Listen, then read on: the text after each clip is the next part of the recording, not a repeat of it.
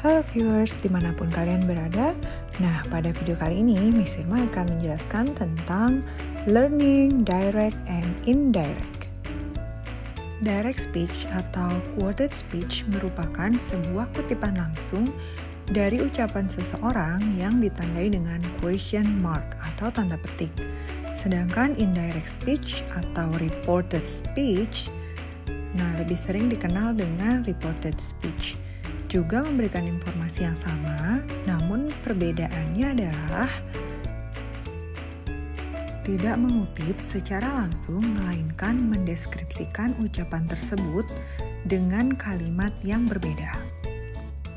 Hal-hal yang perlu diperhatikan dalam penggunaan speech ini adalah yang pertama, pergantian tenses.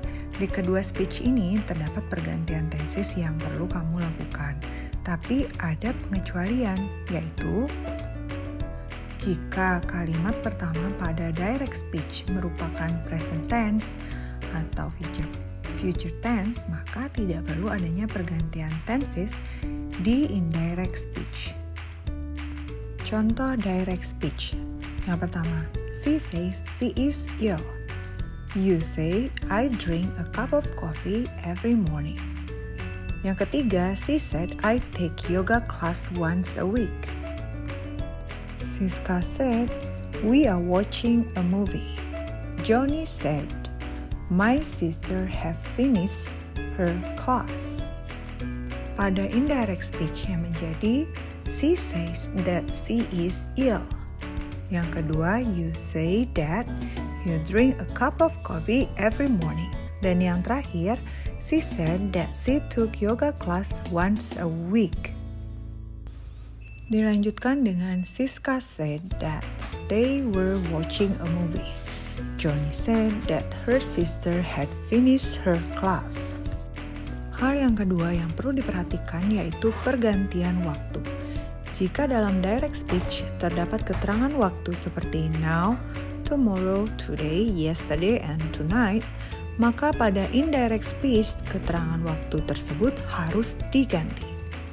Direct speech, he said, I need my phone now. My mom said, I'm going to your school today. She said, my uncle visited me yesterday. Nah, kemudian, Clay said, I'm going to Jakarta tomorrow. Clara said, we are going to eat kebab tonight. Nah, indirect speech dari kalimat-kalimat tersebut adalah he said that he need his phone then. Lalu, contoh yang kedua, my mom said that she was going to my school that day. Nah, indirect yang ketiga adalah she said that her uncle visited her the previous day. Clay said he was going to Jakarta the next day. Dan yang terakhir, Clara said they were going to eat kebab that night. Nah, kalian jika bingung, silahkan kalian mencatatnya ya, supaya kalian bisa lebih paham. Nah, yang ketiga yang kalian perlu perhatikan adalah kalimat perintah. Untuk menuliskan kalimat perintah pada indirect speech tentunya berbeda. Biasanya kalimat perintah dapat berisi saran, permohonan, permintaan, atau pesan. Contohnya direct speech. My brother said to my sister, close the windows. She said to him, bring your book please. My teacher said to me, don't throw the rubbish in this room. Lily said to me, you should find a job. You said to me, consult the doctor. Indirect speech-nya menjadi, my brother ordered my sister to close the windows.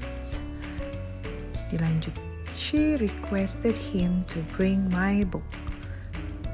Kalimat yang ketiga, my teacher forbade me to throw the rubbish in that room. Dan yang terakhir, Lily advised me that he should find a job. Apabila kalian belum memahami penjelasan yang pertama, Sirma akan jelaskan sekali lagi ya. Direct speech atau kalimat langsung adalah kalimat yang diucapkan secara langsung oleh orang pertama. Ciri-cirinya adalah Tulisan direct speech ditempatkan antara dua tanda kutip sehingga dapat disebut sebagai quoted speech. Sedangkan indirect speech atau kalimat tidak langsung adalah kalimat yang menceritakan kembali ucapan orang pertama. Ciri-cirinya yaitu ditandai dengan adanya conjunction atau kata sambung. Indirect speech dikenal dengan istilah reported speech. Contoh dari direct speech, you say, he is a policeman. Kau berkata dia adalah seorang polisi. Indirect speech-nya menjadi, you say that he is policeman. Kau berkata bahwa dia seorang polisi. Nah, pada direct speech di atas, you say dan indirectnya juga you say. Kata-kata yang digarisbawahi adalah main clause, sedangkan kata-kata yang dicetak miring adalah subclause. Aturan direct indirect. Untuk merubah direct speech menjadi indirect speech atau sebaliknya, ada beberapa aturan, tepatnya ada 3 aturan. Di antaranya adalah yang pertama adalah perubahan tenses, yang kedua adalah perubahan pronoun, dan yang terakhir adalah perubahan adverb atau kata keterangan. Kita bahas dari perubahan tenses. Bila main clause direct speech-nya berbentuk simple present, present perfect, dan simple future, maka ketika diindirectkan, maka tenses subclause tidak mengalami perubahan. Contohnya, perubahan tenses direct dan indirect speech. Contoh directnya, Mila says the boy is diligent. Indirectnya menjadi Mila says that the boy is diligent. Misalnya directnya, he has said they came yesterday. Indirectnya menjadi he has said that they came yesterday. Contoh lain misalnya, we will say she has gone to Palembang. Indirectnya menjadi we will say that she has gone to Palembang, yang artinya kami akan bilang bahwa dia telah pergi ke Palembang. Kemudian contoh lainnya lagi adalah directnya she says I don't know. Indirectnya menjadi she says that she doesn't know. Atau dia berkata bahwa dia tidak tahu. Lain halnya bila main clause pada direct speech berbentuk simple past, maka indirect speech tense subclause mengalami perubahan. Contohnya adalah he said I want to eat a cake.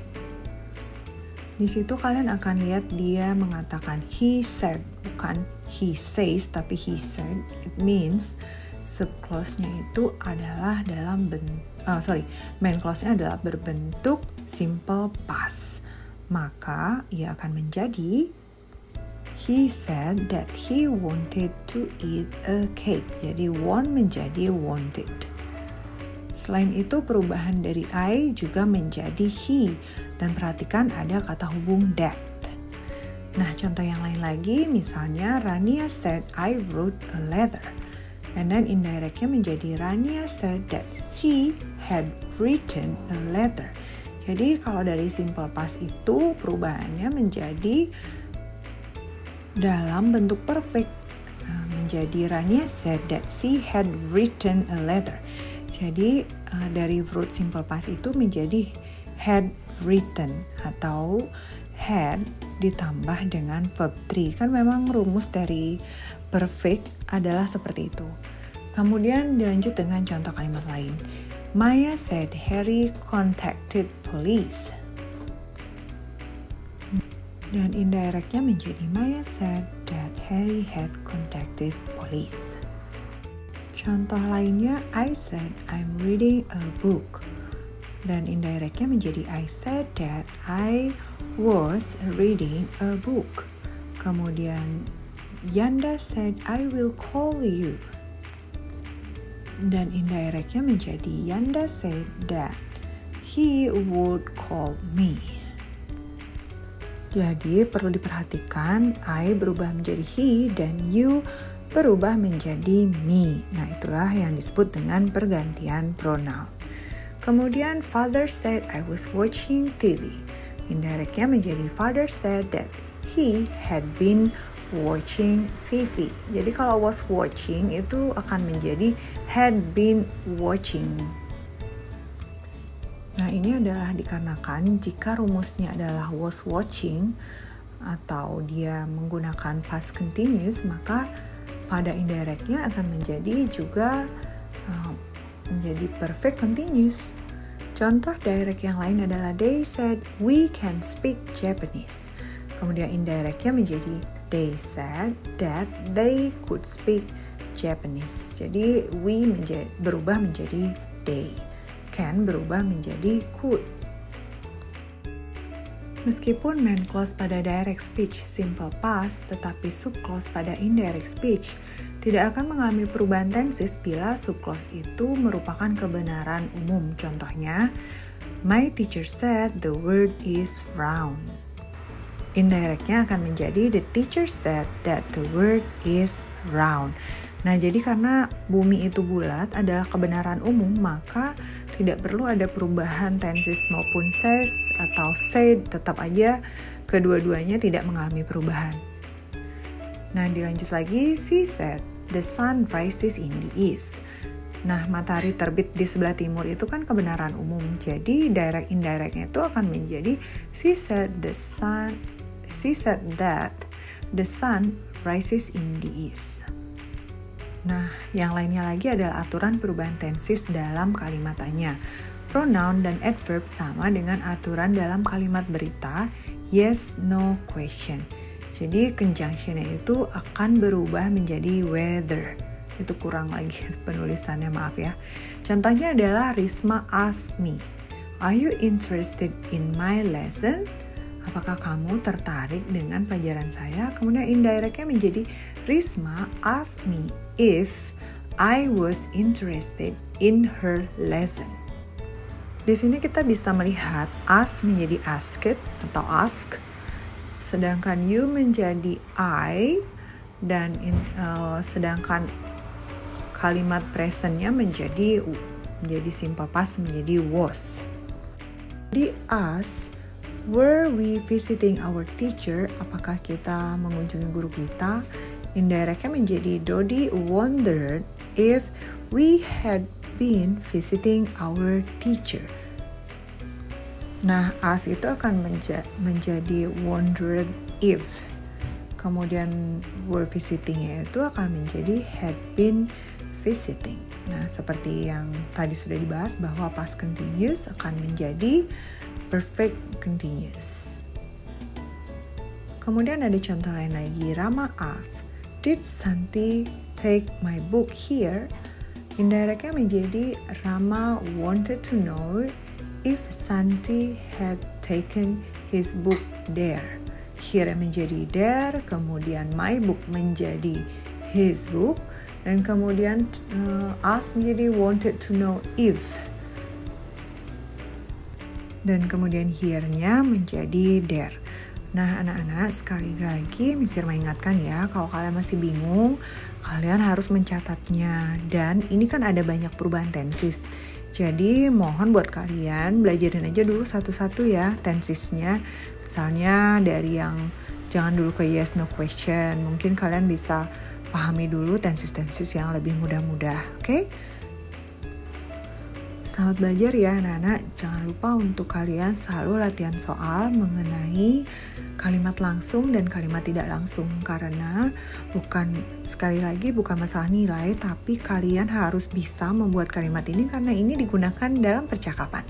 See you on the next video. Bye!